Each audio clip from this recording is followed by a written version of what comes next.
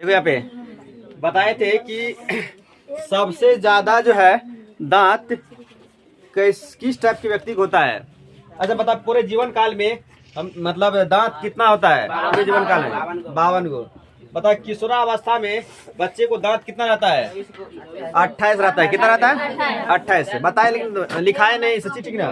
बताओ कि हम लोग जो है सांस लेने में कितना समय लगता है और सांस छोड़ने में कितना समय लगता है? लेने में 2 सेकेंड और छोड़ने में 3 सेकेंड लेता है। सबसे ज्यादा बार जो है 1 मिनट में मतलब कौन सा मतलब अवस्था में इंसान जो है सांस लेता है? बच्चे में, ठीक है। सबसे ज्यादा बार सांस को लेता है अच्छा। अच्छा बताओ कि हम लोग का जो है मतलब हृदय जो है, हृदय 1 मिनट में कितना बार धड़कता है? 72 बार। कितना बार? 72 बार, ठीक है। 72 बार धड़कता है। बताओ कि उसके बाद बताए थे कि पोषण किस सबसे पहले हम लोग स्टार्ट किए थे? जेब प्रक्रम स्टार्ट किए थे। जेब प्रक्रम, जेब प्रक्रम, जेब प्रक्रम। और जेब प्रक्रम में बताए थे सबसे पहले जेब प्रक्रम किसे कहते हैं? जेब प्रक्रम किसे कहते हैं? तो बता, जेब प्रक्रम किसे कहते हैं? तब बोलना है कि वे सारी प्रक्रियाएं जो जीवों का क्या अनुरक्षण जिसे क्या रहता है उसे बोलेंगे जेब प्रक्रम। उसके बाद बताए थे पोषण किसे कहते हैं? पोषण किसे कहते हैं? पोषण, पोषण किसे कहते हैं? वह विधि जिसके द्वारा पोषण तत्वों को, पोषक तत्वों को ग्रहण कर उनका उपयोग करना पोषण कहलाता है। क्या कहलाता है? पोषण। पोषण को, पोषण के 2 प्रकार होते हैं। पोषण कितने प्रकार? 2 प्रकार। एक होता है स्वपोषण, स्वपोषण। दूसरा होता है परपोषण, परपोषण। स्वपोषण बोलते हैं। स्वपोषण किसको बोलेंगे? तो वह जीव जो अपना भोजन स्वयं बनाता हो उसे बोलेंगे स्वपोषण। जो जीव अपना भोजन स्वयं बनाता है उसे बोलेंगे स्वपोषी जीव। क्या बोलेंगे? स्वपोषी। उसके बाद परपोषण। परपोषण वह जीव जो अपना भोजन स्वयं न बनाकर दूसरे जीव पर निर्भर रहता है उसे बोलेंगे परपोषण। क्या बोलेंगे? परपोषण।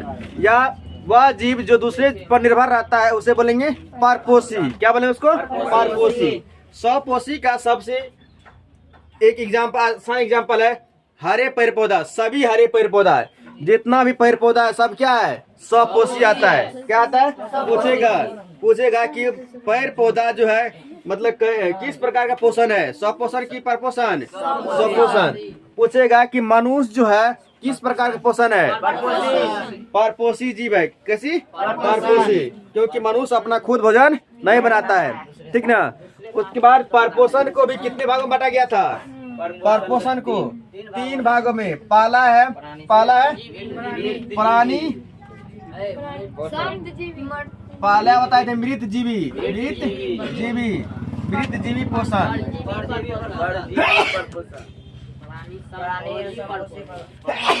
दूसरा बताए थे परजीवी परपोषण, परजीवी पोषण। और तीसरा बताए थे प्राणी समभोजी पोषण, या इसी का एक और नाम था प्राणी समपोषण, प्राणी समपोषण, प्राणी समपोषी, ठीक ना। तो ये 3 प्रकार का होता है ना। परपोषी जो होता है, परपोषण जो होता है 3 प्रकार का होता है। मृत जीवी पोषण, परजीवी पोषण और प्राणी समभोजी या प्राणी समपोषी पोषण, ठीक ना। 3 प्रकार का होता है। उसके बाद बताए थे प्रकाश संश्लेषण। बताए थे प्रकाश संश्लेषण किसे कहते हैं? प्रकाश संश्लेषण किसे कहते हैं? बताओ, प्रकाश संश्लेषण किसे कहते हैं? जिस विधि के द्वारा पेड़ पौधा अपना भोजन बनाता है उस विधि को बोलते हैं प्रकाश संश्लेषण। क्या बोलते हैं? प्रकाश संश्लेषण, प्रकाश संश्लेषण। पूछेगा कि प्रकाश संश्लेषण के लिए आवश्यक पदार्थ यानी आवश्यक सामग्री कौन कौन है? सूर्य का प्रकाश, सूर्य का प्रकाश, दूसरा है कार्बन डाइऑक्साइड CO2, तीसरा है क्लोरोफिल, और तीसरा है जल, खनिज एवं लवण। ठीक ना। तो प्रकाश संश्लेषण के लिए आवश्यक पदार्थ है, पहला है सूर्य का प्रकाश, दूसरा कार्बन डाइऑक्साइड, तीसरा क्लोरोफिल और चौथा जल, खनिज एवं लवण। ठीक ना। बता कि प्रकाश संश्लेषण कब होता है? दिन में, रात में, ठीक ना, दोपहर में। कब होता है? दिन में होता है ना। उस पर बताओ कि प्रकाश संश्लेषण जो अपना भोजन किस रूप में ग्रहण करता है? ग्लूकोज के रूप में। बता कि पूछेगा क्लोरोफिल कहाँ पाया जाता है? पत्ते नहीं, क्लोरोप्लास्ट में। कहाँ पाया जाता है? और क्लोरोप्लास्ट कहाँ पाया जाता है? रंध्र में, पत्ते के रंध्र में, पत्ते के रंध्र में। ठीक है, पत्ते के रंध्र में छोटा सा छिद्र रहता है ना, उसे बोलते हैं रंध्र। रंध्र में पाया जाता है कौन सी? क्लोरोप्लास्ट। बता प्रकाश संश्लेषण की समीकरण, प्रकाश संश्लेषण क्रिया में अंतिम उत्पाद के रूप में क्या बनता है? ऑक्सीजन। क्या बनता है? ऑक्सीजन बनता है। बता कि प्रकाश संश्लेषण की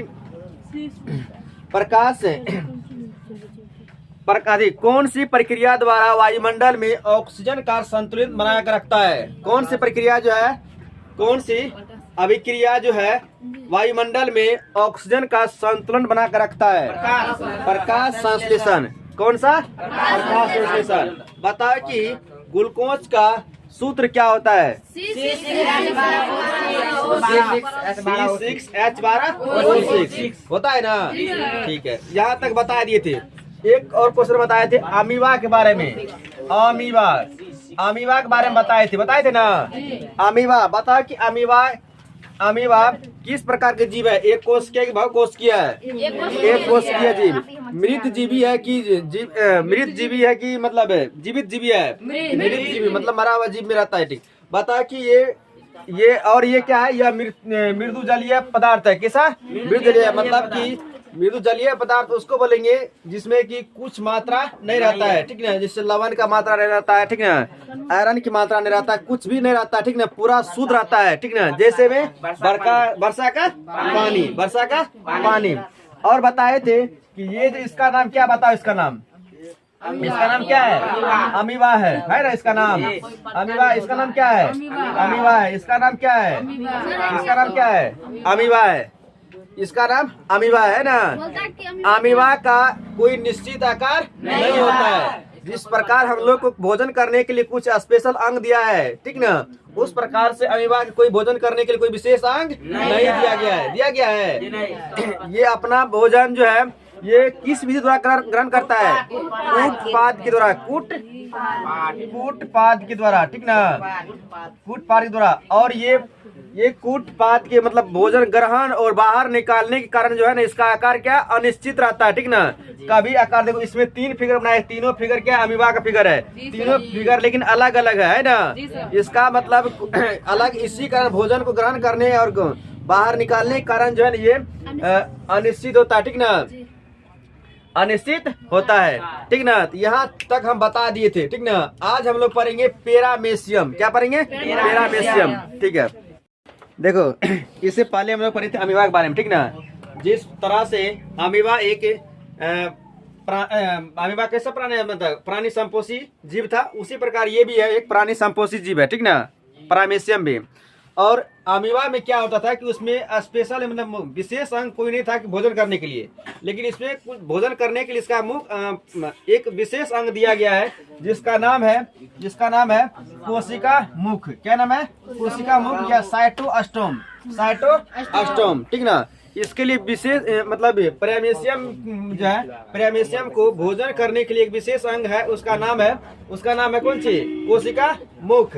ठीक ना, इसमें जो है इसका पैरामेशियम जो है ये सीलिया से ढका रहता है। इसका जो नाम ये छोटा है, इसका नाम क्या है? सीलिया नाम है। क्या नाम इसका? सीलिया से ढका हुआ है। ठीक ना, है ना सर? सीलिया से ढका हुआ है। ठीक ना, और इसको बोलते हैं भोजन रस खानी। मतलब ये जो है ये भोजन को ले आता है यहाँ से। ठीक ना, इसी तरह अंदर आता है भोजन। ठीक ना, अंदर आता है भोजन, और ये क्या करता है? ये छोटा ये रस धानी में लेकर भोजन को रसधानी में लेकर अपना तोड़ता है। ठीक ना, तो तोड़ता है, मतलब भोजन को अपना राजधानी में लेकर ये क्या करता है, तोड़ता है, ठीक ना। ये पैरामेशियम में होता है, ठीक।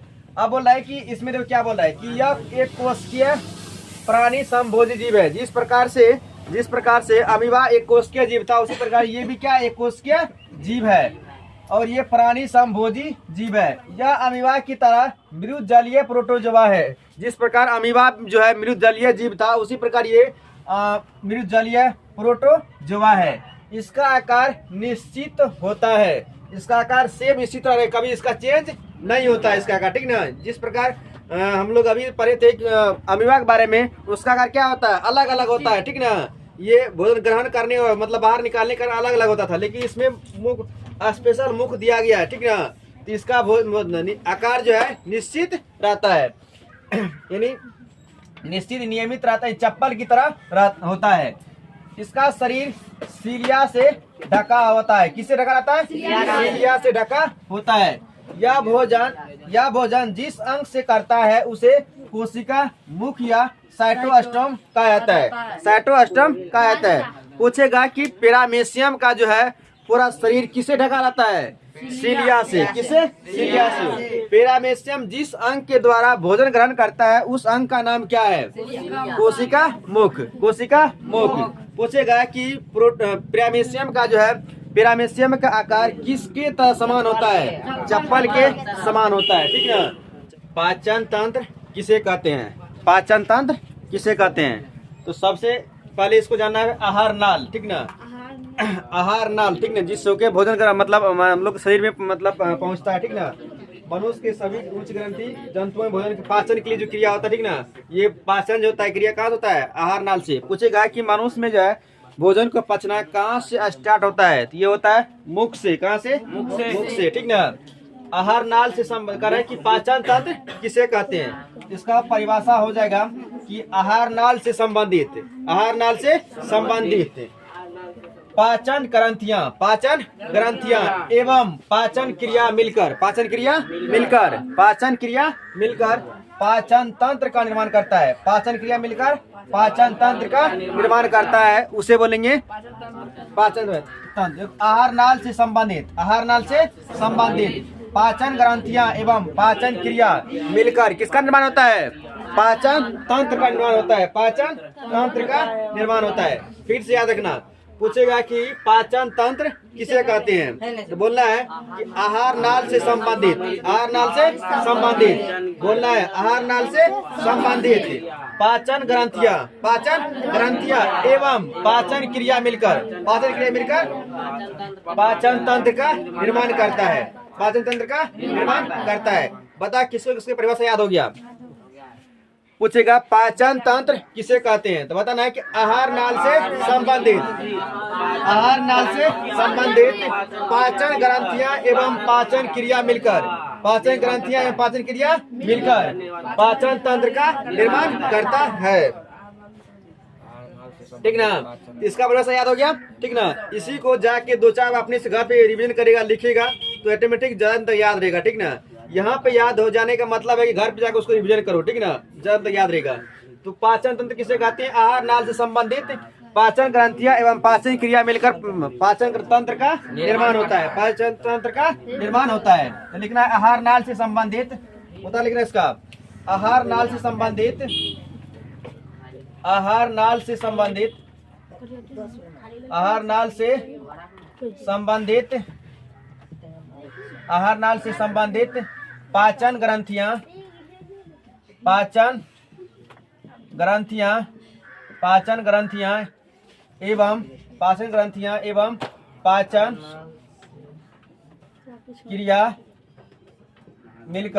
क्रिया मिलकर पाचन तंत्र का निर्माण होता है, पाचन तंत्र का निर्माण होता है,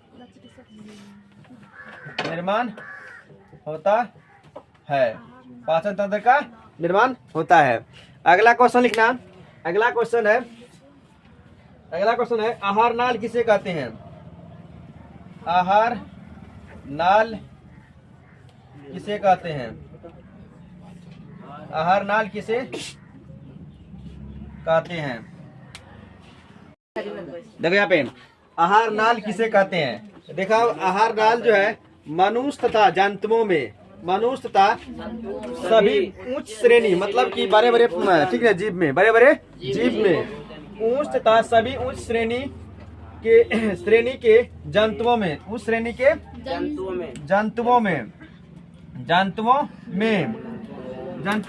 भोजन के पाचन के लिए एक विशेष अंग होता है, उसे आहार नाल कहा जाता है। क्या कहा जाता है? आहार नाल कहा जाता है। आहार नाल किसे कहते हैं पूछेगा। आहार नाल किसे कहते हैं बताना है कि मनुष्य तथा सभी उच्च श्रेणी के जंतुओं में भोजन के पाचन के लिए एक विशेष अंग होता है, उसे आहार नाल कहा जाता है। आहार नाल किसे कहते हैं? तो मनुष्य तथा सभी उच्च श्रेणी के जंतुओं में भोजन के पाचन के लिए एक विशेष अंग होता है जिसे आहार नाल कहा जाता है। फिर से बोलना है कि भोजन के मनुष्य तथा सभी उच्च श्रेणी के जंतुओं में भोजन के पाचन के लिए एक विशेष अंग होता है, उसे आहार नाल कहा जाता है। फिर से बोलना है कि मनुष्य तथा सभी उच्च श्रेणियों में, मनुष्य तथा उच्च श्रेणी के जंतुओं में भोजन के पाचन के लिए एक विशेष अंग होता है जिसे आहार नाल कहा जाता है। ठीक, याद हो गया ना? इसका प्रयास लिखना। देखो मनुष्य तथा सभी उच्च श्रेणी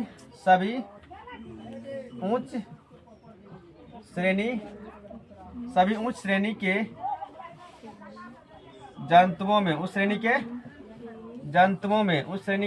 में, मनुष्य तथा सभी उच्च श्रेणी के जंतुओं में भोजन पाचन के लिए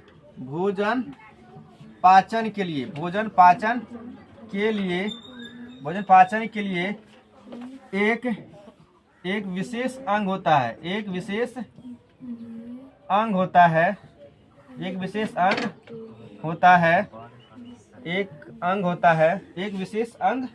है जिसे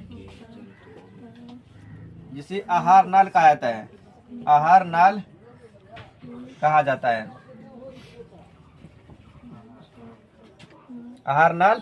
जाता है। तो पॉइंट है, ठीक ना, लिखना कि मनुष्य में आहार नाल की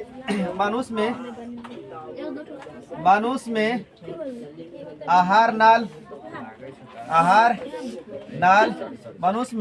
नाल एक कुंडलित रचना है।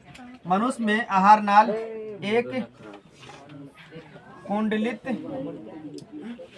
रचना है जिसकी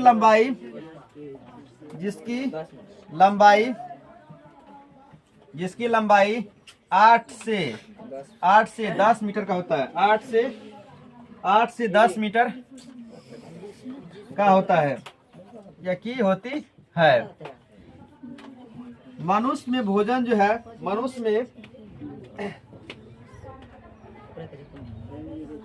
यह मुख द्वार से यह मतलब आहार नाल, यह मुख द्वार से शुरू होकर मल द्वार तक